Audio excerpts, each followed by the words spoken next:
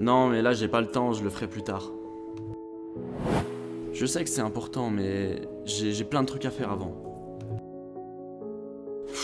J'ai encore ce truc à faire. Oh, je peux pas là. Non, mais laisse-moi encore 5 minutes et t'inquiète pas, je le fais. Ouais, non, je suis fatigué, j'ai fait plein de choses aujourd'hui. Ah, la procrastination. Tu sais, ce moment où tu sais que tu dois faire quelque chose, où tu as une tâche à faire depuis plusieurs heures, voire plusieurs jours, pourtant tu la repousses encore et encore, alors que cette tâche elle est super importante pour toi. Et dans cette vidéo, je vais pas t'expliquer des choses que tu as déjà dû voir sur YouTube, tu sais, comme la règle des 5 secondes par exemple, où tu dois vite faire ta tâche pour te mettre dans l'action et donc ne plus procrastiner. Mais mon but, c'est d'essayer de comprendre pourquoi tu ne fais pas ton action, qu'est-ce qui te bloque, que toi tu vois les raisons de ta procrastination et donc que tu puisses avancer beaucoup plus simplement. Pour ça, je vais te donner mes 5 conseils et on se retrouve directement dans la vidéo. Je vais te prendre deux exemples. Imagine d'un côté, tu as une pile de documents que tu dois apprendre par cœur. Et pour ça, on ne donne aucune limite de temps et on t'explique même pas pourquoi tu dois les apprendre. À ton avis, qu'est-ce que tu vas faire? Je pense que dans la plupart des cas, ce que tu vas faire, c'est que tu vas même pas regarder ces documents, tu vas les mettre de côté et tu vas jamais les apprendre. Pourquoi? Parce que tu ne sauras même pas pourquoi tu les apprends, ça va être très compliqué pour toi, tu n'auras aucune deadline, donc tu vas pas te mettre dedans, c'est mathématique. Et comme deuxième exemple, on va dire que tu adores aller dans des parcs d'attractions et on t'offre un billet pour aller à Disneyland. Est-ce que tu vas procrastiner pour aller à Disneyland? Ça m'étonnerait. Tu vas plutôt t'empresser d'y aller, trouver une date, etc. Organiser tout le voyage pour y aller le plus vite possible. Et qu'est-ce qui a changé entre l'un et l'autre? C'est que dans le premier cas, là où tu dois apprendre la pile de documents, tu vois plus d'inconvénients à y apprendre que d'avantages.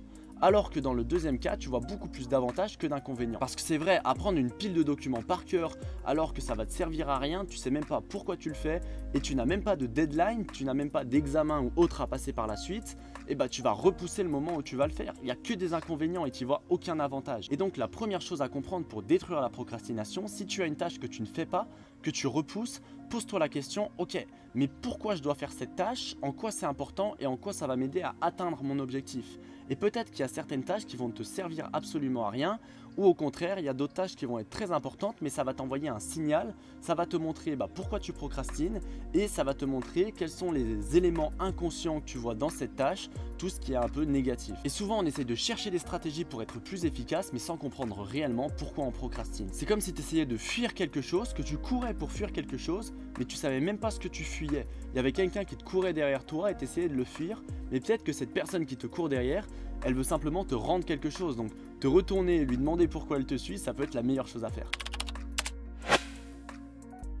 Le deuxième point, il est lié au premier, c'est de trouver un sens et de trouver un pourquoi. Comme on l'a dit, si tu procrastines une tâche, c'est sûrement que tu vois plus d'inconvénients, que ce soit consciemment ou inconsciemment, que d'avantages. Donc si tu essayes de comprendre pourquoi cette tâche elle est importante pour toi, en quoi elle va t'aider à atteindre ton objectif et en quoi elle va t'aider à aller plus loin dans ce que tu veux construire, ça peut te permettre de faire la tâche beaucoup plus simplement et d'instantanément voir les éléments positifs là où tu voyais beaucoup le négatif. Par exemple, si tu comprends que cette pile de documents que tu dois apprendre, elle va te servir pour passer ton bac et donc pour avoir ton examen, construire ta vie professionnelle, etc. Si tu es étudiant, ça peut être très intéressant et là tu vas te dire ok, je dois donc apprendre ces documents pour telle raison et cette raison-là est importante pour moi. Et c'est aussi mettre de l'importance sur l'objectif final parce que si cet objectif-là n'est pas du tout important pour toi, si au final tu t'es fixé quelque chose mais qui n'a aucun sens, malheureusement, ça va être beaucoup plus difficile de faire les tâches et là tu vas beaucoup plus procrastiner parce que ça va être chiant pour toi de faire ces tâches, tout simplement.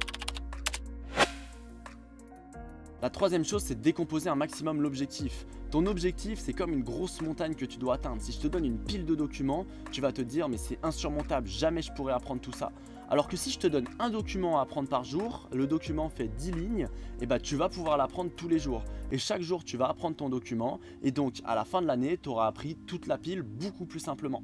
Donc c'est aussi de décomposer l'objectif, de ne pas vouloir gravir la montagne d'un coup, mais de te dire ok, je vais passer par tel point, tel point, tel point, tel point, et chaque jour je vais faire ça, pour que ce soit beaucoup plus simple pour toi, pour ton cerveau, et pour que ça soit beaucoup plus clair et beaucoup plus facilement atteignable. Et pour ça, je vais te prendre un autre exemple dans le business. Si je te dis va trouver 10 clients, ça peut te paraître très compliqué. Par contre, si je te dis d'aller envoyer 10 messages chaque jour à 10 nouvelles personnes pour leur expliquer ce que tu fais et comment tu pourrais les aider, et sur ces 10 personnes, tu vas avoir une personne intéressée que tu pourras avoir en rendez-vous, et sur ce rendez-vous, tu vas en convertir une sur 3, là, ce sera beaucoup plus simple que de trouver des clients, et à la place de te dire mais c'est insurmontable, comment je vais trouver des clients, tu vas pouvoir te dire en fait il faut juste que je contacte 10 personnes par jour.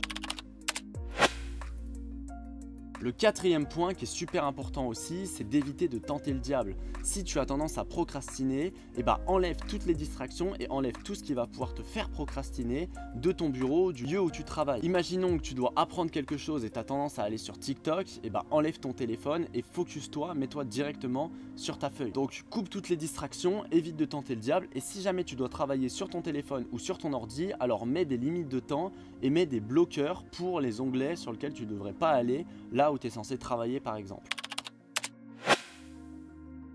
Et ensuite le dernier point, c'est de comprendre pourquoi tu procrastines. Comme je disais au début de cette vidéo, la procrastination c'est pas toujours négatif, mais ça peut être un indicateur d'une tâche que tu ne souhaites pas faire, ou alors de quelque chose où tu vois plus d'inconvénients que d'avantages. Et si tu te forces à faire cette tâche avec différentes méthodes, comme la règle des 5 secondes, comme les méthodes Pomodoro, etc., le problème c'est que ça ne sera pas à long terme, parce que tant que le souci n'est pas résolu, tant que le problème de fond n'est pas résolu, ça va toujours revenir. Et peut-être que pendant une semaine tu vas réussir à réellement te mettre dedans, mais par la suite ça va être beaucoup plus compliqué de rester focus, de rester concentré. C'est comme des personnes qui se mettent au sport le 1er janvier parce qu'ils se disent vas-y je vais perdre du poids, ça va être top et je vais être fit toute l'année 2023, sauf que c'est pas suffisamment important pour eux, donc ils abandonnent au bout de 2 semaines, ils se trouvent plus d'excuses qu'autre chose. Par contre, s'ils prenaient le temps de comprendre pourquoi c'est réellement important pour eux, qu'est-ce qu'ils vont faire pour atteindre cet objectif, est-ce qu'ils sont prêts à tout pour l'atteindre, et là ils l'atteindraient beaucoup plus facilement et se tiendraient beaucoup plus facilement. Et c'est exactement pareil avec la procrastination, tu dois comprendre pourquoi avant de vouloir mettre des actions en place. Bon, j'espère que ces conseils vont t'aider et j'espère que cette vidéo t'a plu.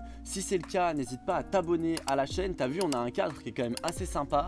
On est une semaine à Marrakech et justement il y a plein de vlogs de Marrakech etc qui arrivent. Donc si tu veux ne rien louper, je t'invite vraiment à t'abonner à la chaîne.